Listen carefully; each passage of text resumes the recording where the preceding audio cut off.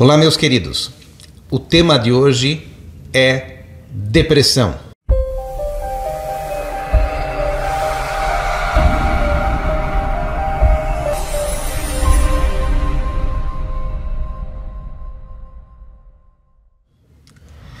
Este é um tema muito amplo e eu acho que tem muita coisa para ser falado sobre esse assunto, porque existem muitas pessoas que estão deprimidas e nem sabem que estão.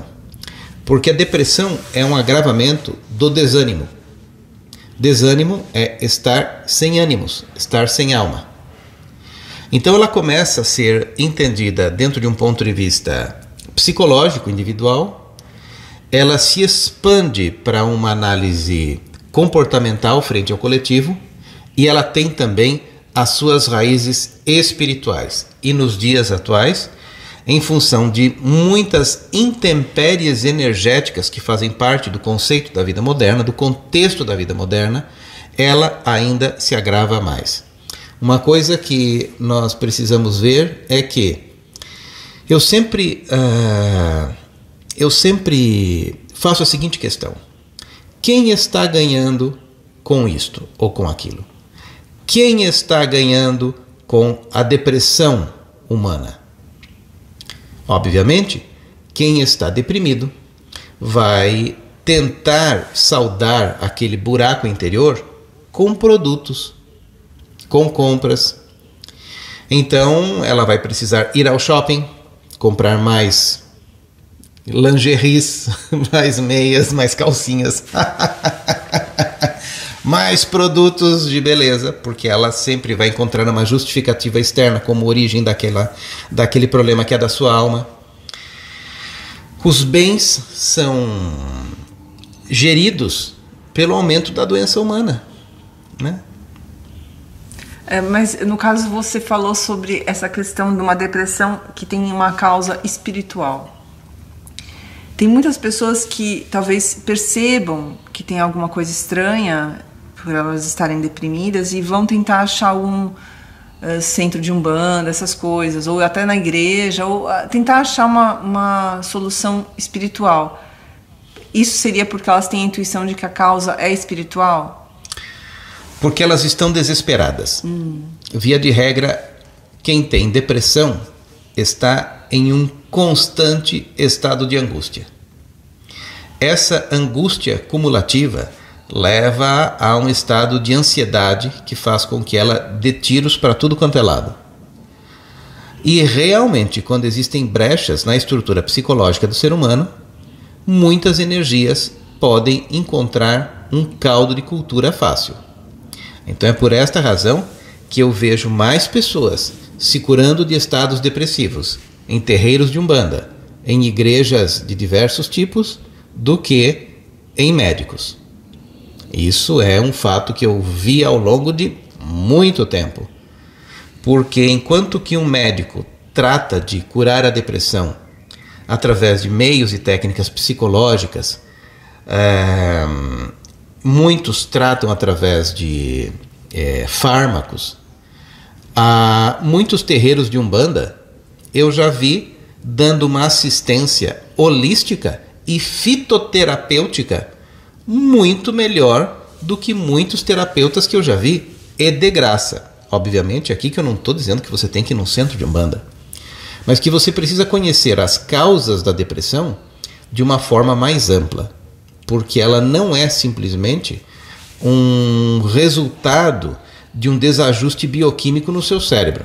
Isto já é a consequência terminal, né? Mas a causa primária, ela reside em uma outra coisa completamente diferente.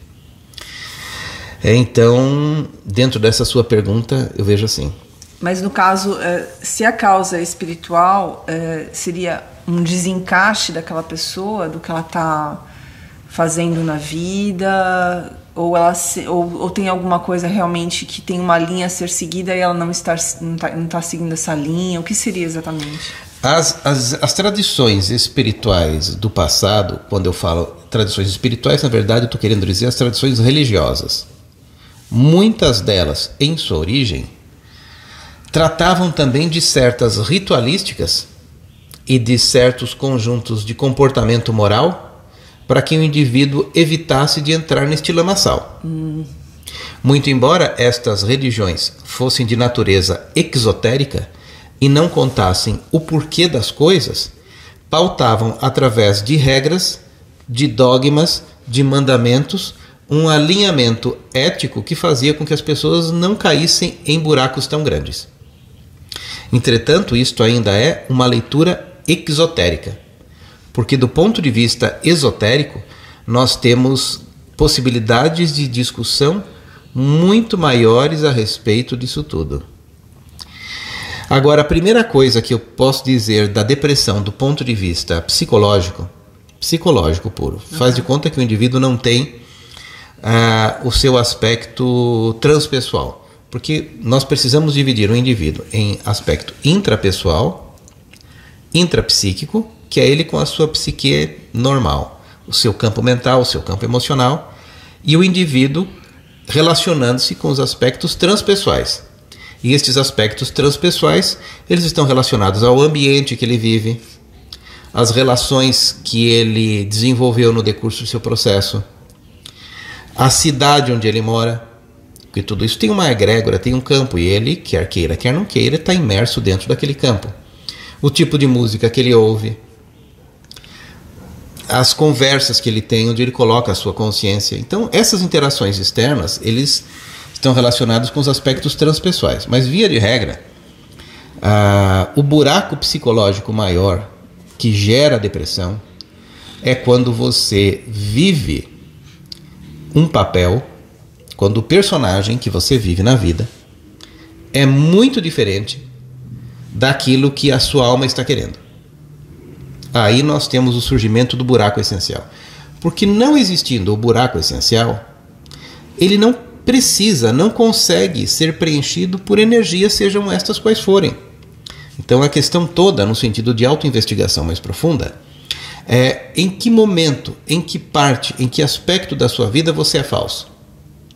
Porque a falsidade é a origem primária de toda angústia. Ok? Este é um conceito talvez novo que eu esteja colocando aqui. Porque a falsidade é gerada no momento em que você é uma coisa, mas é obrigado a agir de uma forma diferente. Esta diferença, essa distância, cria um abismo psicológico no qual cria uma descompensação através do qual a depressão pode ser instalada dentro de você. É assim, via de regra, que as coisas funcionam.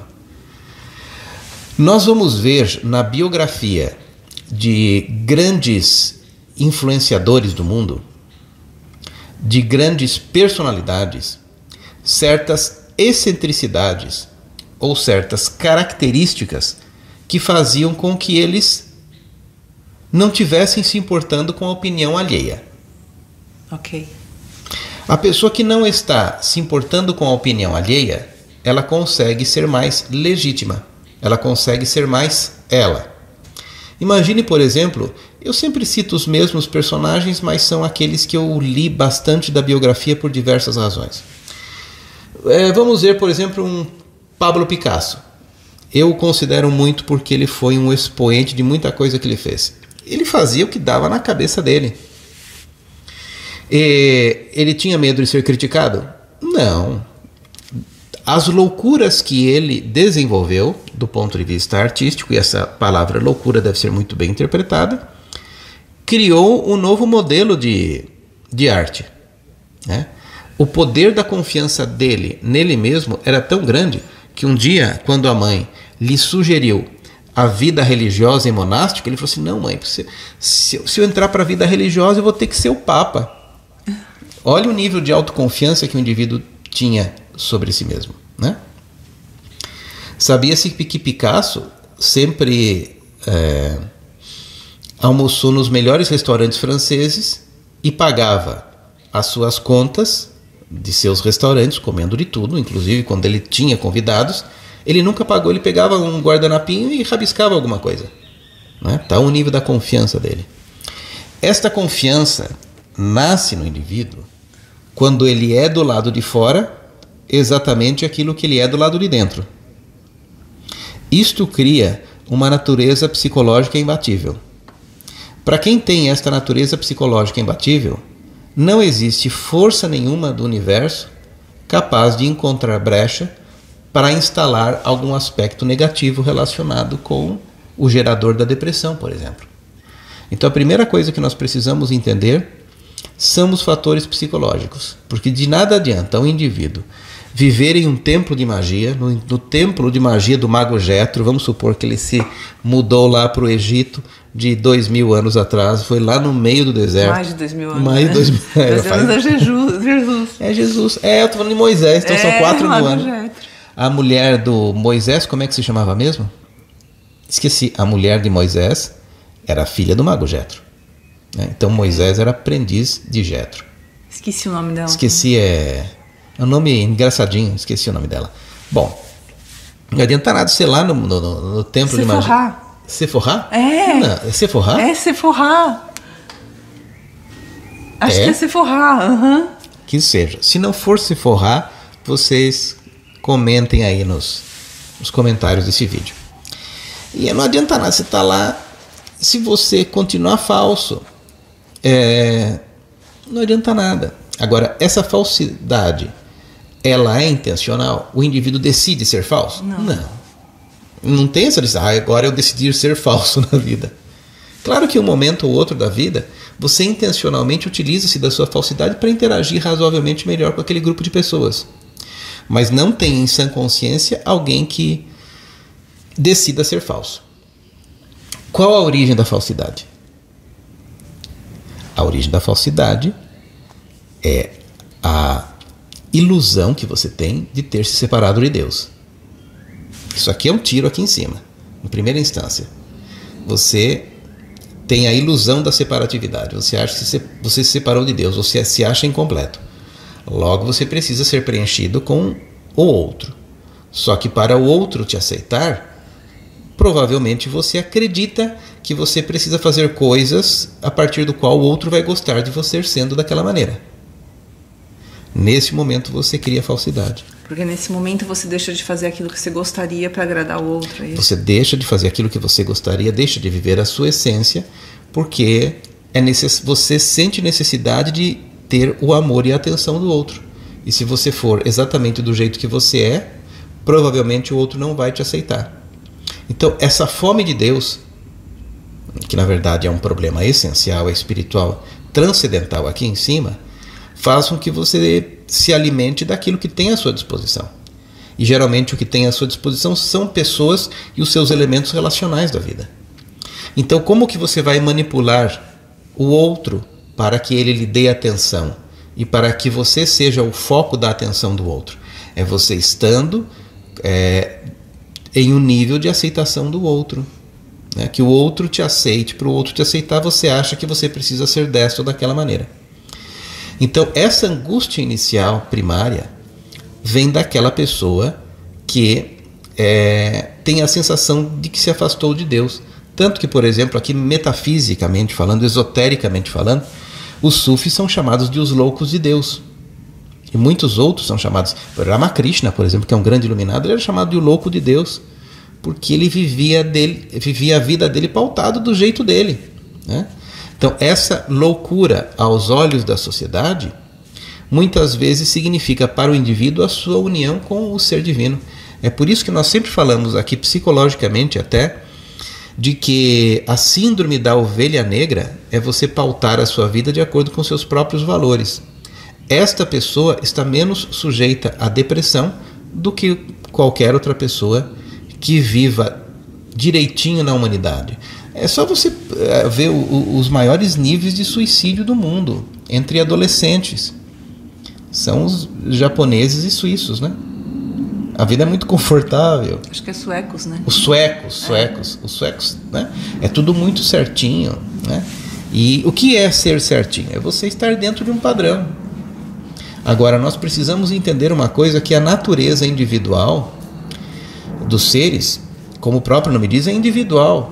Agora, esta padronização já começa no processo educacional. Que você tem uma criança, por exemplo, que ela é aceita, ela é aprovada por aceitar e acertar um protocolo de testes. Então esse já é o primeiro filtro. Ou seja, se eu passar por este primeiro túnel, ou seja, se eu me normatizar, eu vou ser aceito pela clã.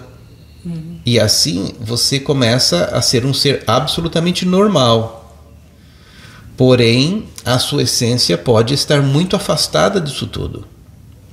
Ou seja, a única forma de você manter uma sanidade psicológica é ter pleno direito do exercício da loucura. Enquanto você não se apossou do direito de ser uma pessoa louca aos olhos do mundo, você não encontra a sanidade. Porque o mundo é feito de pessoas formativamente falando insanas. Vamos supor, por exemplo, vou falar do Picasso mais uma vez. Picasso está lá na sua casa, pintando o seu quadrinho. O que ele precisava para viver? Tinta e pincel. E as telas, recebia até de graça. Ele estava se importando com a camisa que ele estava usando? Se ele estava usando camisa furada, se não estava usando camisa de qual marca lá, sei lá o que tinha lá em Paris, o que tinha, sei lá que marca que tinha lá na época dele. Ele estava se importando? Não, você vê umas fotos de Picasso pintando com camisetão e calça. Pintor já usa uma calça que está toda meio manchada de tinta. Ele é daquele jeito, né? Ele estava se importando em ele ser aceito pelo outro, pela vestimenta que ele estava usando? Não, ele ia de qualquer jeito, né? Então uma pessoa que tem essa confiança depositada profundamente dentro de si, ela é ela. Ela não tem espaço para depressão. Então, se você quer sair da depressão, a primeira coisa que você precisa questionar para você mesmo: o quanto eu estou sendo falso? É a primeira coisa. E voltando àquela pergunta anterior: quem lucra com a depressão? Vamos analisar quem lucra com a sua depressão? Primeiro, indústria farmacêutica. É que mais lucra com a depressão. Se vocês forem para qualquer atendente de balconista de farmácia e perguntar quais são os remédios que vendem mais em escala crescente, todos unanimemente vão falar. Obviamente que tem aqueles de uso contínuo para pessoas que têm problemas cardíacos, para quem tem problema de controle de pressão alta, diabetes, etc. Excetuando esses aí que tem um uso contínuo, mas são os antidepressivos e benzodiazepínicos. Eles têm uma escalada crescente de consumo. Vocês vão até os sites especializados nessas questões de farmacológicas e vão ver que os que mais crescem é isso. Ou seja, a indústria farmacêutica fatura muito. Só a indústria farmacêutica? Não. As pessoas que mais compram por impulso são os deprimidos. Aliás, os que mais compram são os deprimidos. Porque o indivíduo que olha para si e fala assim: tá tudo bom já. Por que eu vou querer mais coisas? Ele não utiliza o impulso da compra como elemento apaziguador do seu buraco interno. Porque quem muitas vezes está sentindo uma angústia, está sentindo um vazio, ele fala assim: eu vou para o shopping. Ou vou para o Mercado Livre comprar uns produtos. E ele vai se enchendo de bagulho, acumulando a casa dele de coisas. Qual a origem desse impulso? Um desencontro interno. Ele não consegue nem gostar daquilo que ele já comprou e já quer comprar outra coisa, né? Ele nem tem a habilidade de curtir aquilo que ele comprou o mês passado, mas ele já quer uma coisa a mais, Ou seja, a doença, ela consegue mover todo um ciclo de produtividade, todo um ciclo de movimentação do capital. Então, mais uma vez, quem está ganhando com isso? Existem grandes inteligências trabalhando para a perpetuidade de marcas, sistemas e produtos. Então, estas pessoas, que na verdade são as que mandam no mundo, elas têm algum interesse em que a humanidade, do ponto de vista global, se cure de alguma depressão? Claro que não. Então nós vamos ver que a depressão é um fenômeno social intencionalmente criado para fomentar a doença da sociedade. Já existe o gatilho, que é um gatilho de natureza espiritual, de que o indivíduo, na verdade, tem a sensação de que ele se separou de Deus. Essa sensação cria uma culpa primitiva. Essa culpa primitiva tenta ser espelhada nas questões do cotidiano, nas culpas psicológicas, que são aquelas que entram em conflito com a religião da qual você veio, mas a culpa principal é ter se apartado do divino. Isto é reengatilhado no processo do nascimento, porque o parto de uma criança, do ponto de vista mais, digamos assim, celular, é como você estivesse se apartado da grande mãe. Você saiu de um mundo completamente diferente do mundo para o qual você veio. Existe um choque, um conflito que não é só somático, mas ele é transcendental mesmo, filosófico. Então a vinda para este mundo já é absolutamente traumática. E ainda tem um sistema médico moderno que diz que o bebê desde pequenininho tem que ficar longe da mãe. Isso vai traumatizar mais a criança. Que a mãe só tem que dar de mamar para o bebezinho 2 ou 3 meses, porque ela precisa logo voltar à sistemática de trabalho do qual ela teve que renunciar para poder cuidar do bebê naquele momento. Ou seja, este pouco convívio do filho com a mãe não cria uma transição natural neste processo formativo e vai criar naquela criança um princípio esquizoide. E este esquizoide é o que mais vai consumir produtos e medicamentos depois. Então vocês percebem que existe muito colaborando para que a depressão seja uma das maiores doenças da humanidade e talvez uma doença secular, né? Você não vê a depressão entre as pessoas mais, digamos, rústicas. Você não tem espaço para isso. Porque uma pessoa mais rústica, ela não tem muita necessidade de convívio social. E, portanto, a necessidade de ser falso diminui também. Então, nós temos estas questões que são de natureza psicológica. Mas vamos às questões de natureza, como você falou, espirituais. Não é? Elas são inúmeras. Elas são inúmeras mesmo. Porque o indivíduo moderno, ele aprendeu a não mais acreditar em Deus. O cientificismo acadêmico, ou seja, a parte da ciência que é completamente ateísta, é aquela que se instaurou como norma no campus acadêmico. Uhum.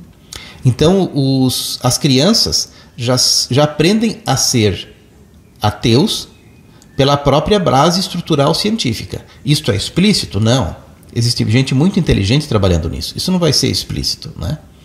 Mas o próprio raciocínio que é pautado dentro de um centro acadêmico, ele já é fundamentalmente ateísta, né? Especialmente porque os professores têm uma base fundamental estrutural marxista.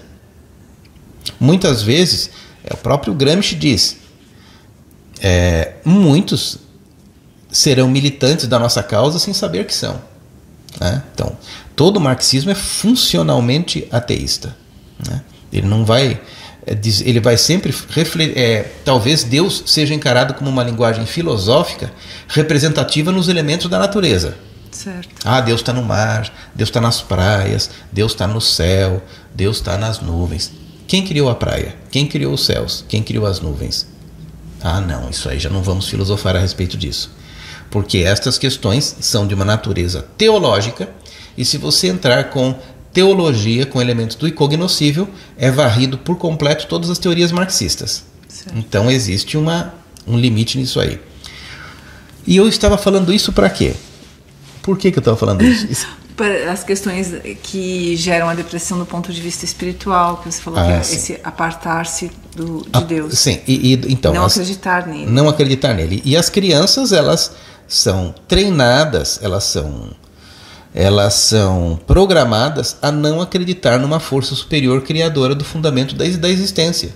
Então, esse materialismo, junto com o pensamento sociológico fundamentado em vitimismos, em algozes e oprimidos, já cria estruturas de raciocínio que levam você a estados de revolta.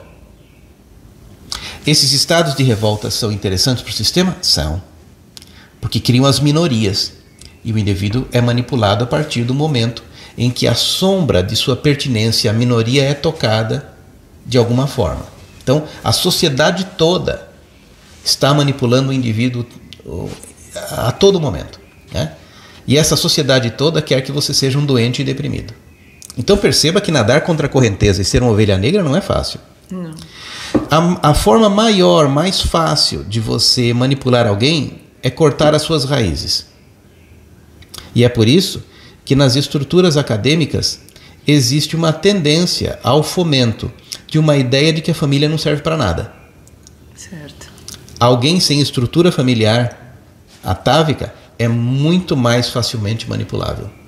Então existe uma engenharia social engendrada dentro da estrutura humana para que o indivíduo seja doente psiquicamente e doente espiritualmente.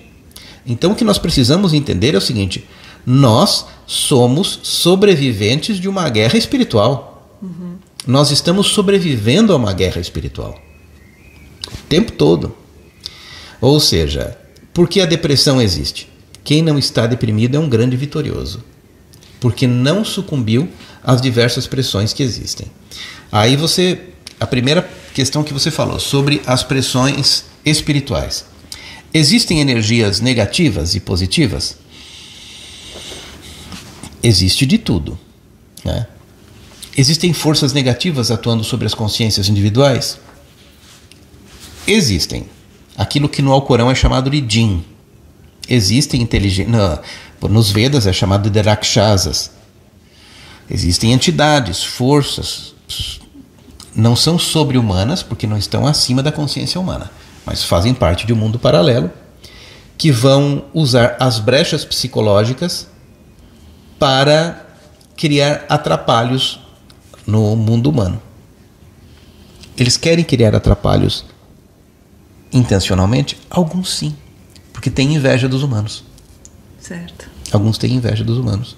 Ou seja, as diretrizes e as correntes e as técnicas espirituais funcionariam para eliminar muitos desses problemas que nós chamamos de depressão? Sim, quando corretamente alinhados, sem sombra de dúvida alguma.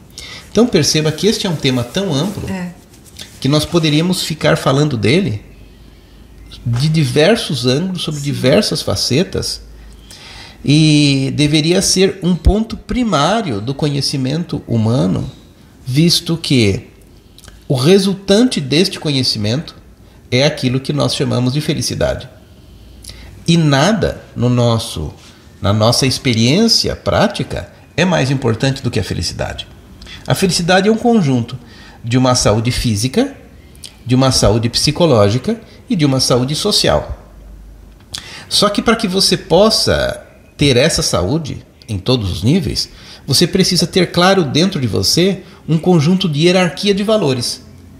E a maior parte das pessoas não tem essa hierarquia de valores clara e definida dentro da sua consciência. Elas vão tocando o barco. Sim. São animais melhorados. Elas buscam ganhar dinheiro, todo mundo está correndo atrás do dinheiro para satisfazer melhor as suas funções de natureza animal. Elas querem ganhar. O animal come, bebe, dorme e transa.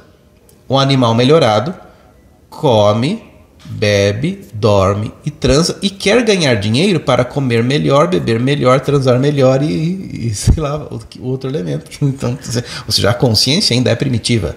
Né? Então, a humanidade como se encontra nos dias de hoje, ela é constituída por animais melhorados. O que distingue o animal de um ser de natureza humano transcendental? A consciência espiritual. E essa consciência espiritual não precisa de elementos materiais. E é por isso que a sociedade não perpetua esse tipo de conhecimento, não incentiva o conhecimento da transcendência. Eu não estou falando do conhecimento religioso, porque a transcendência está além de qualquer processo de compreensão religiosa e classificada dentro de uma religião formal.